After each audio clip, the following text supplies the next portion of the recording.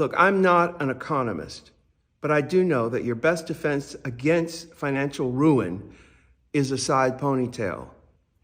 Hey Rich Babes, it's Bella Dior and welcome back to A Rich Girl's Glow Up. Today we're kicking off a Money Mindset Week, 5 days dedicated to elevating your financial knowledge and attracting more abundance into your life. Let's face it, we cannot become that girl if our finances are in shambles. Whether you're in your 20s, 30s, or beyond, it is time to get intentional about your money. Start building a wealth and embracing the mindset that attracts abundance. Let's talk about the best financial secrets to set the tone for your 2025 glow up.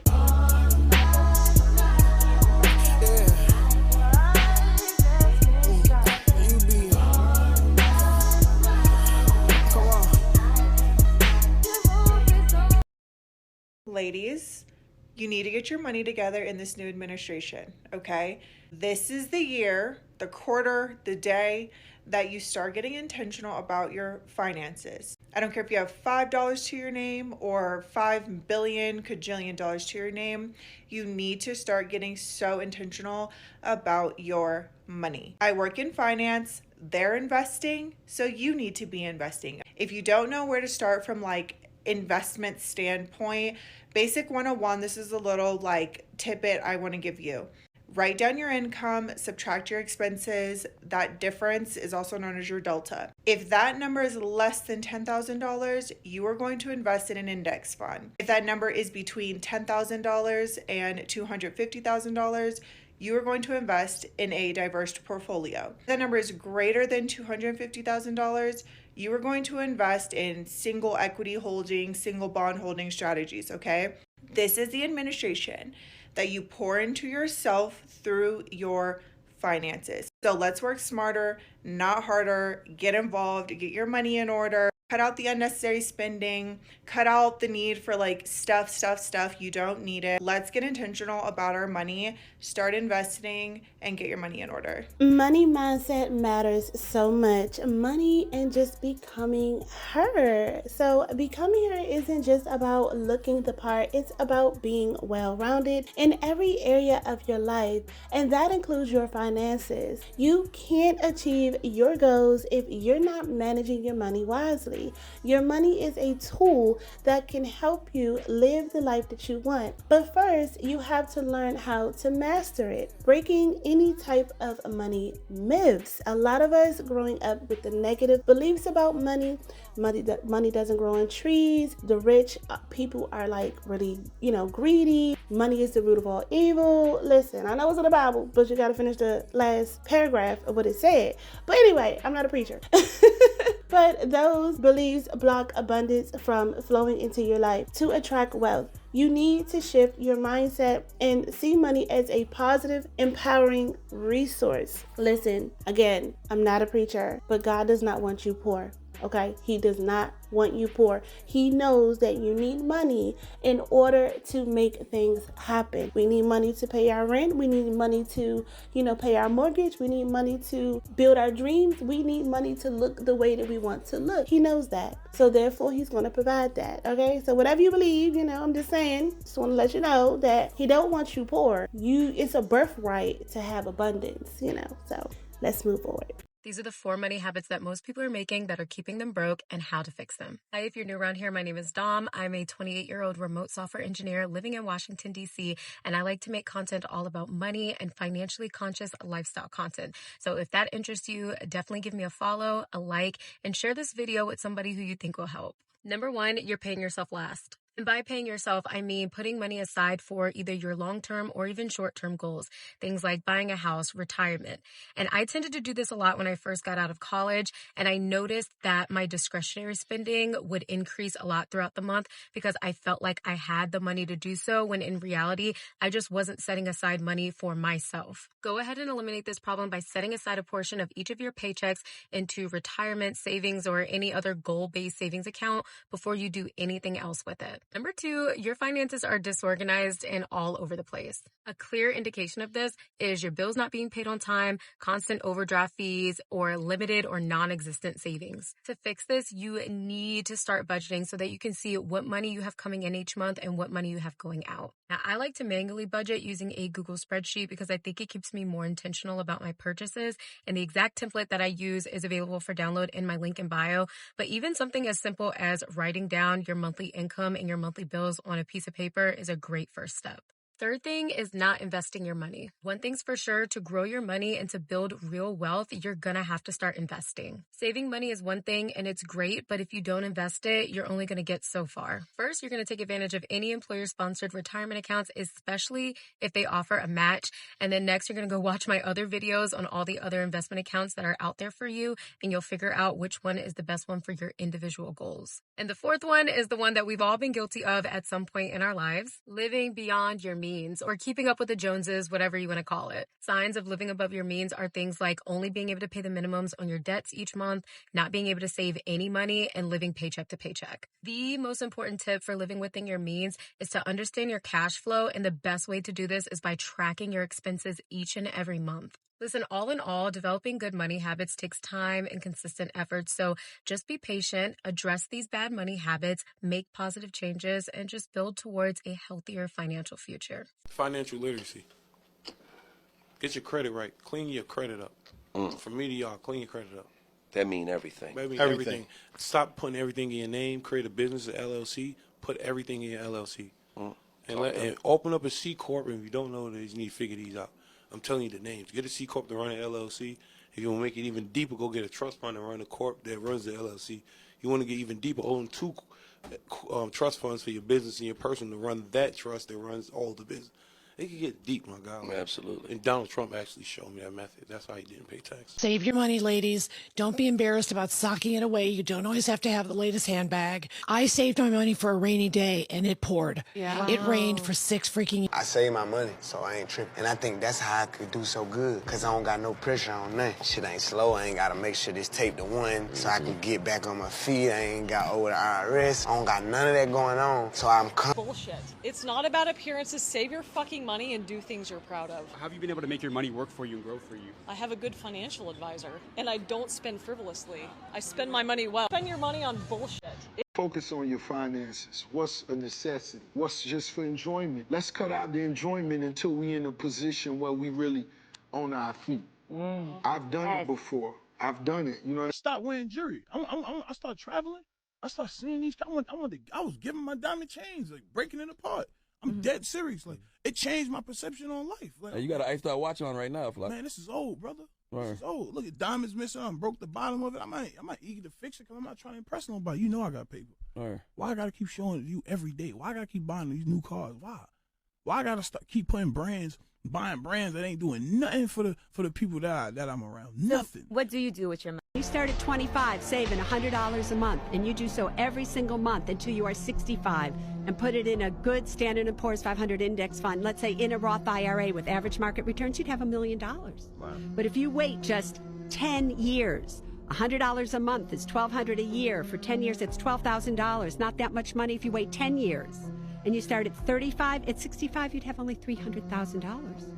So those 10 years cost you $700. Baby step 1, you still need $1,000 saved. If you don't have it, get it. It's going to make you sleep better at night. You're going to be ahead of 56% of Americans if you get out and get that $1,000 saved. Baby step 2, let's start focusing on our debt. The lowest possible rung of that ladder is just to decide that you're not going to borrow any money anymore. And so let's not make the problem worse. Maybe you don't feel like you're in a situation to start paying it off, but at the very least you can say, well, I'm not going to borrow anymore. Okay. And then once you move past that step, start paying it off. And then baby step 3, let's start saving up some savings. 3 to 6 months is what we recommend. That's a fully funded emergency fund. And let me tell you something, Ken, when you have that, then things start to get good. You start to feel a lot better. That's that margin. That, by the way, that's where that emotion of freedom pops in with that emergency fund, doesn't it? It does, because you kind of go, no matter what hits, I feel prepared. And then baby step 4, let's start investing. You know, you start investing for the future. This is preparing you for a time when maybe you won't work, because that time will hit all of us eventually. So we're investing 15%. Baby step 5, now you're saving for your kids' college and you're getting them into education, which is good. Baby step 6, Let's pay off that home early. And then baby step 7 is living and giving like no one else. This is us prioritizing generosity because it's such a foundation of everything we teach here. Usually your why lives in baby step 7. 4 things I had to learn the hard way after going from making $10,000 a year to nearly 7 figures. Just because you make that much doesn't mean that you have that much money. Because baby, the more you make, the more you have to spend. Because number 2, taxes is going to eat you up. Especially if you aren't spending your money thinking about having to pay taxes. Because number 3, as a content creator, I've come to realize one of the best things you can do with your money is invest in your content. Business expense. Because number 4, the more money you make, the more financially literate you need to become. Yeah, you can get an accountant, but you gotta trust you with your money before you trust anybody else. Maturing is realizing that I'm broke if my checking account is at $10 and my savings account is at $3,000. Especially if I don't need it. I can't even go in there. I'm broke. The more money you make, the more the IRS will take. So if you go from making $75,000 to $150,000, you're not going to see $75,000 divided by 12 on your paycheck. As a matter of fact, I know people who get a raise from $100,000 on their job to $200,000, and they've actually seen less on their check because the more money you make, the more tax brackets you enter into. I did not think that when you grow in life, that you make more money and get less. That just didn't seem fair to me. So the first thing is to spend less money. The next thing is, yes, to get more money, multiple streams of income, a raise on your job, do some extra shifts. But the third ingredient is the single most important ingredient. And that is you have to get your money back. Well, guess what? That's what the IRS says. The IRS says if you drive your car for business, you can get your money back. If you just go out and drive for personal reasons, you don't. If you have a business dinner or business lunch, you can get your money back. If you take a business trip, you can get your money back. The IRS says this well over hundreds and hundreds of times. 70% of Gen Z is financially illiterate. Sorry, it's true. So here are 3 starter finance terms so that you can be ahead of the 70%. Beat around stock. Stock is a small percentage of the ownership of a company. Bond is a small percentage of the debt of that company.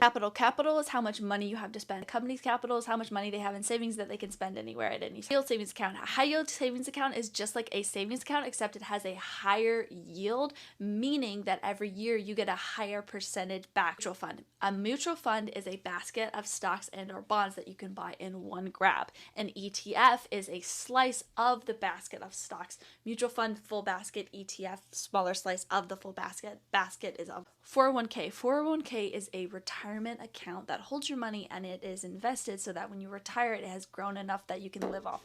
Compound interest. Compound interest is like interest. Let's say you have $100 and you have 1% interest every month. So every month you get $1. Let's say you have compound interest $100. First month you get $1. Second month you get 1% of 101, so you'd get $1.2, 1.2 or something like that.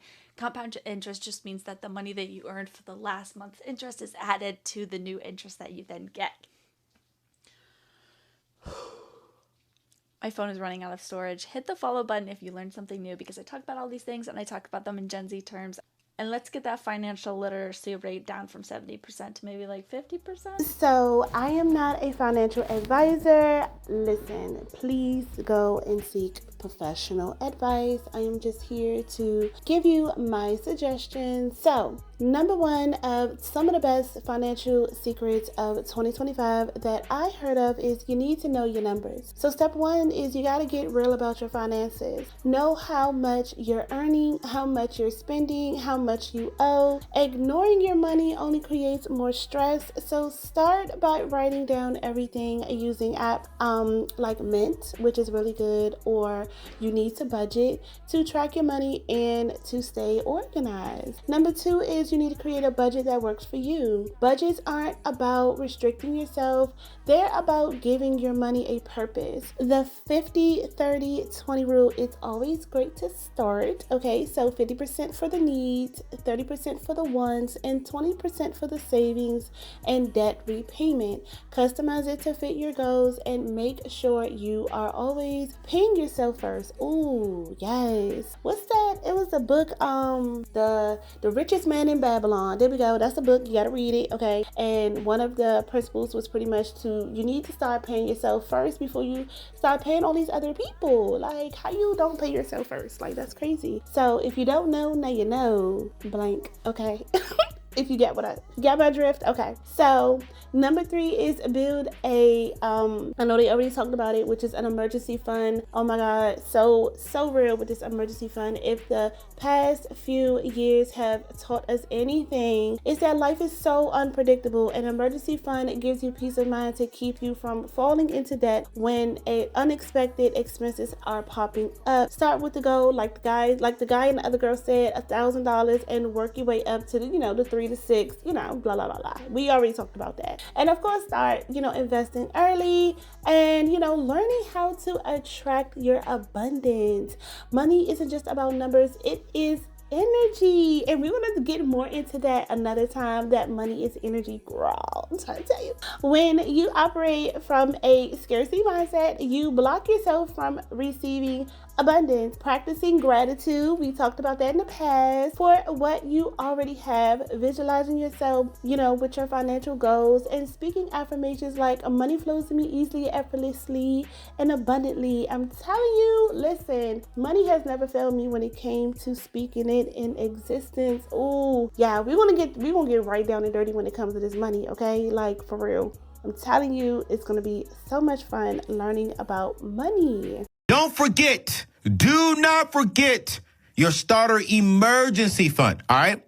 I want you to save $1,000 ASAP into a savings account quickly. I mean quickly. Because check this out. I wrote this stat down. 40% of Americans have less than $300 in savings.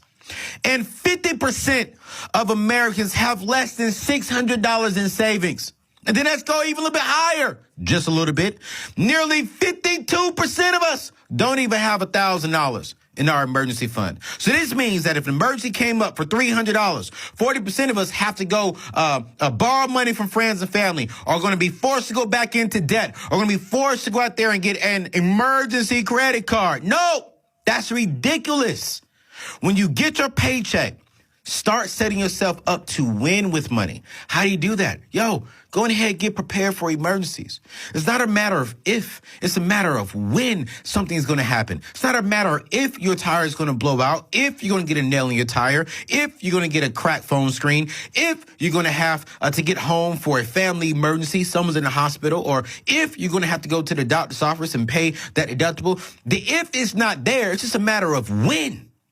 Gorgeous girlish, always strive to be financial literate. So this is everything that I learned so far while being on my financial literacy journey. It's a plethora of things that I learned. So here's number 1, emergency fund. You should always have an emergency fund. If you don't have an emergency fund, stop paying off any debts and build 3 to 6 months of emergency funds. And then once you get your emergency fund, that's when you can start paying off your debt or start investing. So always build an emergency fund, 3 to 6 months, no ends, no buts. Okay, number 2, pay off all your debts, whatever debts you have, credit card debts, student loan debts, car loan debts, high interest debts, whatever type of debt you have, start paying it all off. Start off with the lowest amount that you owe first, and then trickle it down to the highest amount that you owe. Just make sure you pay down all your debts before you start investing.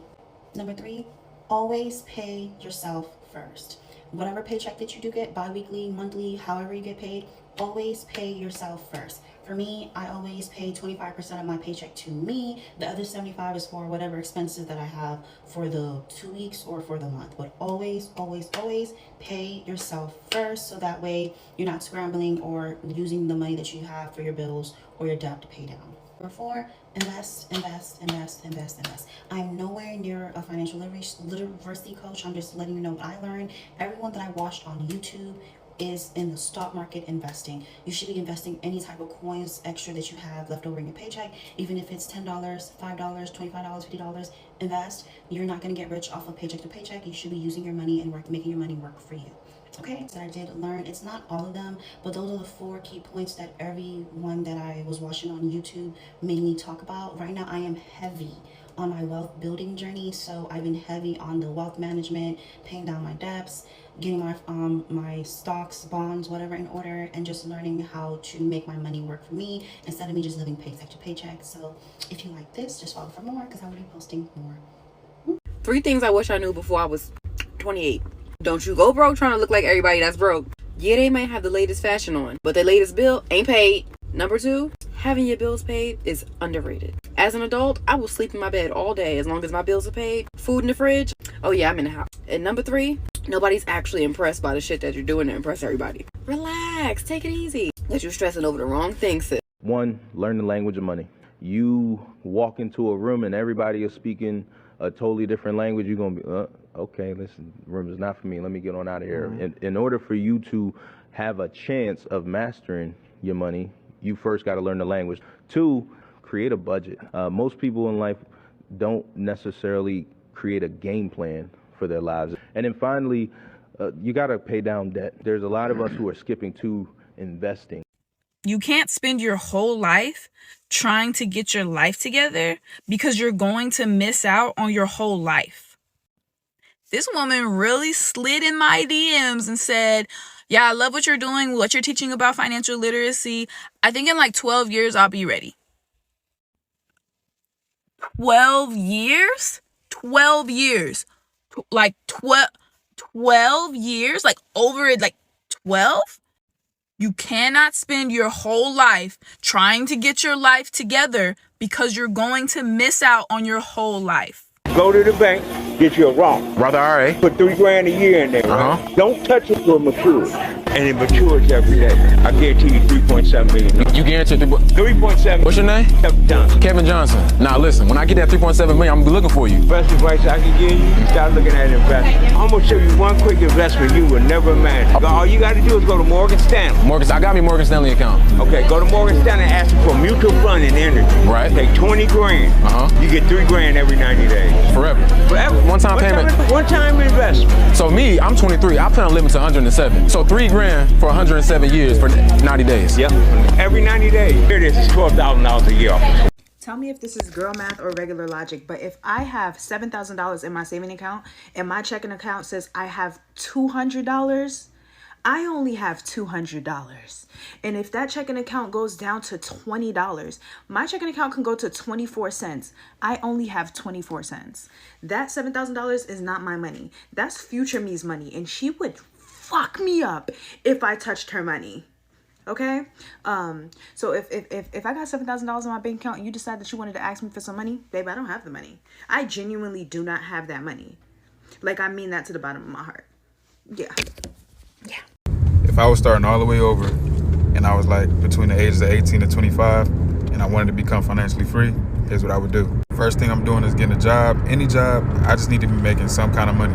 Number 2, if possible, I'm living with my parents for as long as possible. But I'm not mooching off them or living for free. I'm gonna take the money from my job to help them pay a bill or something. Then once I'm settled, I'm reading these 4 books: Rich Dad, Poor Dad, The Compound Effect, The Psychology of Money, and How to Win Friends and Influence People.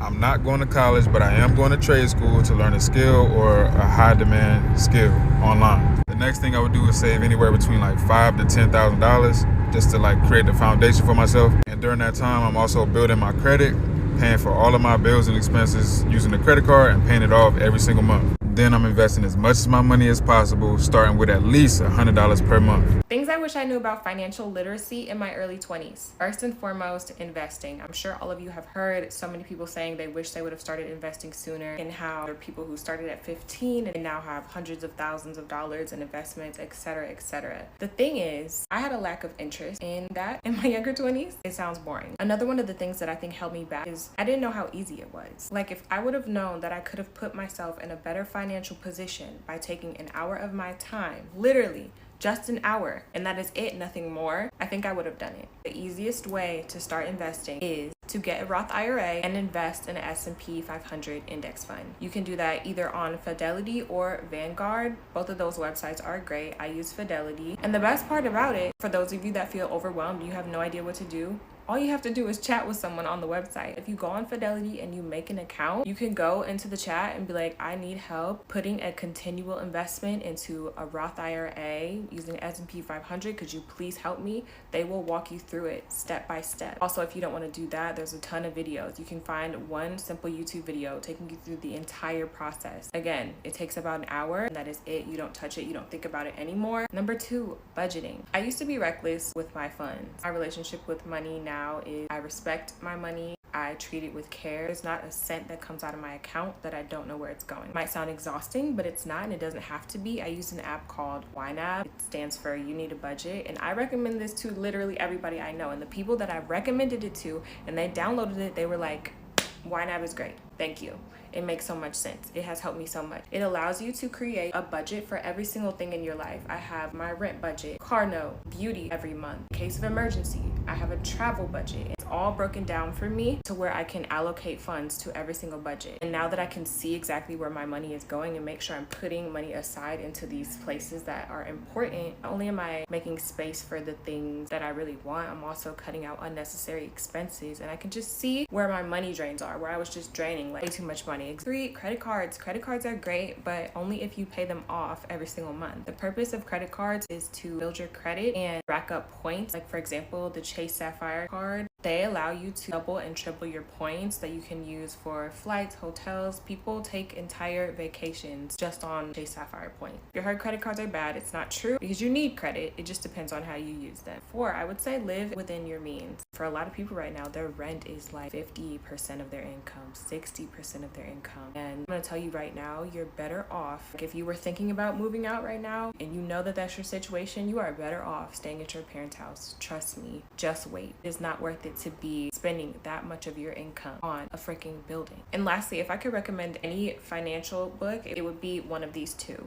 First one, I Will Teach You to Be Rich. And the second one, Get Good with Money. Those are both great starting points. If you have any other questions, let me know. We sending our children to work instead of teaching them how to invest and send their money to work for them instead of them going to work for their money and all those kind of principles. They're exchanging time for money. Yes, exchanging time for money. They're exchanging common hours. One of my mentors used the term common hour thinking. Right. We think in common hour terms. Right. $10 an hour, $20 an hour. And when you change that mindset and understand that you can make $3 million in an hour or $50 million in an hour, then you don't limit yourself. You take the limits off. So ladies, setting our financial goals in 2025, how does that look, right? So we're going to write down our goals. We have to be specific about what we want to achieve the financial life in 2025. And maybe it's paying off a credit card bill, saving for a big purchase, or hitting a specific income goal. Write it down and break it down into actionable steps. You also need to automate your savings. One of the easiest ways to reach your goals is by automating your savings. Set up your automation, transfers in your savings account or investment account so you can build wealth without even thinking about it. Eliminate any high interest debt. That can feel super overwhelming, but the key is to tackle it strategically. Focus on paying off high interest debt first, like credit cards, while making minimum payments on other debts. Once you are clear on those, you'll have more money to put towards your goals, okay? And you gotta be speaking the money language. You gotta understand the terms. So educate yourself. Learn how to speak it. Start learning basic money language like asset, liabilities, net worth, compound interest. The more you understand these terms, the more confident you'll feel making financial decisions. Podcasts, books, YouTube channels are all great resources for building your financial knowledge. Negotiate and advocate for yourself. Do not be afraid to negotiate, whether it's your salary, a bill, or a service. Women especially tend to shy away from these conversations, but asking for what you are worth is key part in building wealth, my girlies. So, and why does Money Mindset Week matters? Your glow up starts with you. Rych Babes, money isn't everything, but having control over your finances gives you the freedom, the confidence, and the ability to live the life on your terms. Over the next 5 days, we'll dive deeper into topics like savings, investing, abundance, manifestations, so many different things, multiple streams of incomes. I mean, listen, all of this to help you create a financial life that you deserve. And of course, you already know I'm about to promote my Becoming Her ebook. If you have not got it yet, to help you elevate your mindset, check out my ebook bundle. The link is in the description and it's also tagged in this video. So as we wrap up, Rych Babes, it is time to stop letting your finances hold you back and start building the life that you deserve. Remember, becoming that girl means being intentional about every area of your life, not just sitting pretty. We need to be sitting pretty and paid, okay? Okay, so join me tomorrow for day 2 of Money Mindset Week as we are diving deeper into creating our financial freedom. Until next time, Rich Babes, stay rich. I love you.